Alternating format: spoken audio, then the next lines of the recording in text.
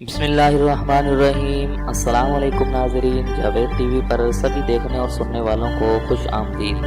تو ناظرین، آج کی اس ویڈیو میں ہم بات کریں گے کہ معاشرے میں آج کل کمیٹی ڈالنا بہت عام سی بات ہے۔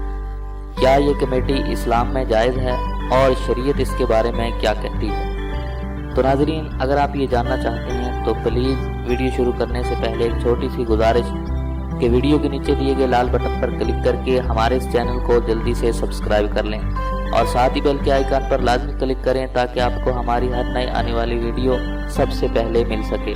تو چلیے شروع کرتے ہیں۔ ناظرین، پاکستان ہی نہیں بر صغیر میں بھی کمیٹی ایک وبا کی طرح ہر خاص و عام کے اندر موجود ہے، اور یہ کیوں نہ ہو جبکہ اس کے فوائد بھی بے شمار ہیں۔ آپ کی ضروریات، آپ کے رکے ہوئے چھوٹے موٹے کام، گھروں کی آرائش و زیبائش اور مرمت جیسی چیزیں اسی کمیٹی سے تو پوری ہوتی ہیں۔ مگر کیا آپ نے کبھی سوچا کہ کیا یہ جائز ہے یا نہیں؟ تو اسی بارے میں آج ہم بات کریں گے۔ ناظرین، کمیٹی کے ذریعے مالی مدد کا حصول ممکن بنانا یہ کوئی نیا کام نہیں بلکہ سال ہر سال سے چلا آ رہا ہے، لیکن یہاں پر یہ بات ذہن نشین رکھیں کہ کمیٹی کئی طرح کی ہے۔ ان میں سے صرف ایک کمیٹی جائز ہے، باقی کمیٹیاں ناجائز اور حرام اور جوا کھیلنے کے مترادف ہیں۔ اگر کمیٹیاں اس طرح ڈالی جائیں کہ اگر ممبران کو اپنی باری آنے پر رقم ملے اور شروع سے آخر تک تمام ممبران کمیٹیاں بھرتے رہیں تو ایسی صورت میں یہ عمل جائز ہوگا، اور عمومی طور پر لوگ اپنی کسی بڑی ضرورت کو پورا کرنے کے لیے کمیٹیاں ڈالتے ہیں، جس میں ممبران کی ایک مخصوص تعداد مقررہ رقم ہر مہینے جمع کرواتی ہے، اور یوں اس رقم کو اکٹھا کر کے ایک بہت بڑی رقم اکٹھی ہو جاتی ہے جو قرآن اندازی کر کے کسی ایک رکن کو دے دی جاتی ہے۔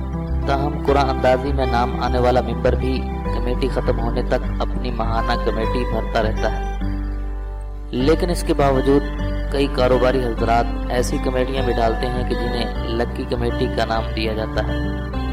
اس کمیٹی میں جس ممبر کی کمیٹی کھل جاتی ہے وہ پوری رقم تو لے جاتا ہے، لیکن پھر کمیٹی کی ماہانہ رقم بھرنے کا پابند نہیں ہوتا، تو اس لیے اسے لکی کمیٹی کہا جاتا ہے، اور یہ جوا کھیلنے کی مانند ہے۔